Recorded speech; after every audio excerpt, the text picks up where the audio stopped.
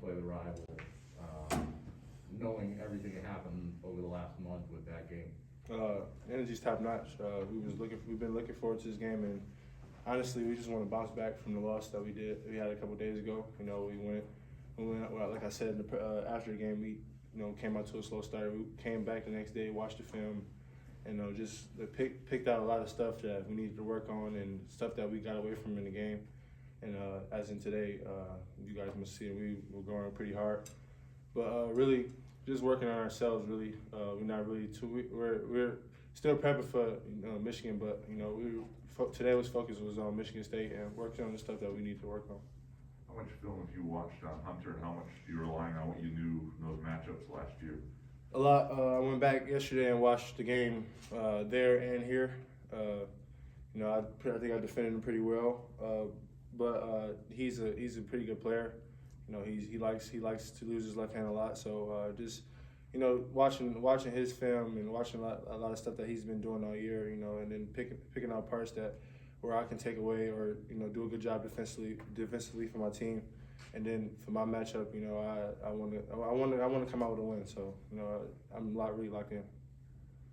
How much different are they from a year ago, and how much different are they from a month ago? From a year ago, I'd say they lost a lot of leadership within the seniors last year, Isaiah and to the transfer kid.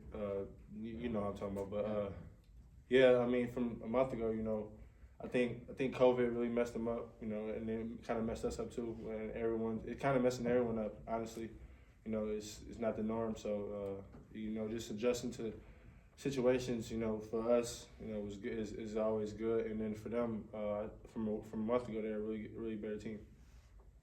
Marcus, when you look at your matchup, how much are you looking forward to it? Just in the sense that you haven't been able to play. The Big Ten's known for a league of big men, and just the circumstances, this first game gets canceled. Pete Nance was out the game, you guys played down. Kofi's out the other night. So you just haven't been able to really go head to head with all these big men that the league's known for. Now you will. Is that an exciting opportunity? Yeah, man. I feel like as a big, I've been slept on in this league a lot. I feel like I've grown a lot, but I kind of take my matchups personally. I have goals for myself, so with this game, I do have a goal, and that's to come out with a win, and this is my last time playing Michigan, so I'm locked in more than ever. Where you're Could be my last time playing. Where you're at on that shot block list now? I think maybe one away, or I think I'm close to beating it. I'm not sure of the number, but I'm not. You're getting there. Yeah. So when it comes, it comes. But I'm just you're not watching it every game. Yeah. I mean, I'm watching it, but I'm just trying to take it game by game. Like I said, I have goals for myself, so achieving that goal would be good for me. You haven't used it as an excuse, but how much did COVID mess you up now looking back? I wouldn't say. I mean, it did mess me up, like as far as my conditioning and stuff like that. Just sitting at home, kind of get away from running every day, and then being sick, that can take over your lungs and stuff like that. And for me, it was kind of just getting back to what I've been doing, extra conditioning after practice, and just trying to stay masked up and try to stay as safe as I can, as clean as I can, because I don't want to get. I honestly, when it starts to snow and stuff like that, I always get sick a lot. So I'm just trying to stay as healthy as I can. Do you feel like the game at Illinois was a step forward for you, maybe as opposed to the previous 4 or so like that? Yes. I felt like that game. I came out with a lot of energy. I prepped really hard for that game. I wanted to come out with a lot of energy. From the Wisconsin game to that game, I feel like I'm starting to get more of my win back. And starting to get my second win more earlier. And I feel like the sickness is like getting over me, and the extra work, conditioning, shooting, and stuff like that is paying off. How did you feel coming out of it, like after the game? Do you feel like you had more to give? Do you feel like? Yeah, as a player, I always feel like I could have done more in games that we lost, or even won. When watching the film and stuff. But I feel like after that game, I feel good. I feel like if we didn't come out had a slow start, we would have won that game. And then a couple missed layups, even myself. I feel like if I would have made the two hooks that I missed, then we could have won the game. But I don't really look at losses as losses. I look at them as lessons. So, watching the film is always gonna help. Watching games from last year and the year before that, it's always gonna help because, with these teams, it's different. So, with COVID and stuff like that. So, just being prepared is always good. What about from a physical standpoint? It's kind of where I was being, do you feel like, okay, I'm physically feeling, coming out of those other games, you probably felt it a little bit more. Did you feel still energy? Yeah. I'm getting on. Yeah. As you said, I was on the ground a lot the last two games. But it's always good hearing my teammates telling me to come on, like get up, push through, stuff like that. So having that, camaraderie and that trust behind my teammates for me is always good. We were asking Malik about, who's not from the state, how this rivalry went and how it hit him. Where was that moment for you?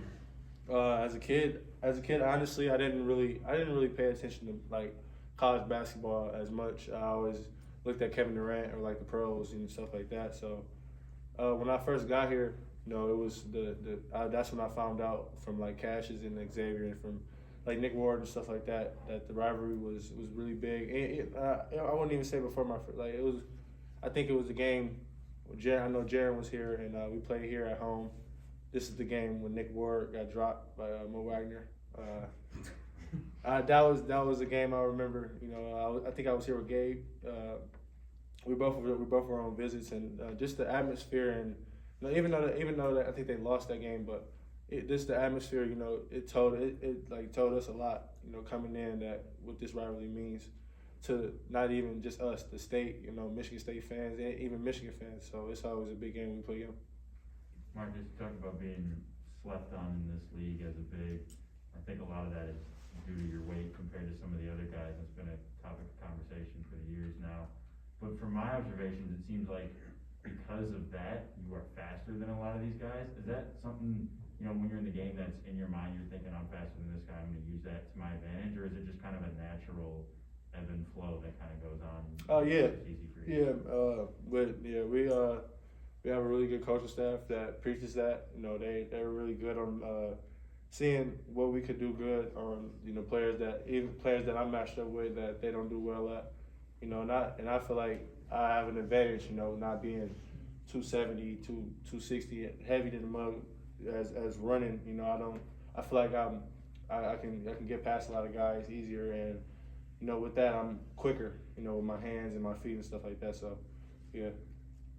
What's the advantage of having this game at home for you guys right now? Oh, a lot. We really want to win. It's an early game, and I think the fans it'll be rocking on Saturday, and I'm looking forward to it. Well, and you think back to some of these other Michigan games. 19, you raise a banner, knocking them off at the end of the year. 20, you had Cassius Winston dropping 30-some points, Yeah. and then last year obviously no fans, but. This year, can you explain to listeners or fans who don't really know what it's like on the floor in that moment, what's different about it, and what are you envisioning from the Izzone and the crowd? It's a lot there. I mean, from last year, just the fan standpoint, with them being loud as they can and the crowd rocking, and even in home games, away games, it's the same thing. Like last year. It wasn't really no crowd nowhere but the bench, so hearing them all game. But like now when the crowds are kind of here, it's kind of hard to hear like even the coaches or even sometimes the players. So I think the atmosphere will be crazy on Saturday. Anything else from Marcus? Yeah, Marcus, I wanted to ask you what, if anything, did you say to Malik the other night?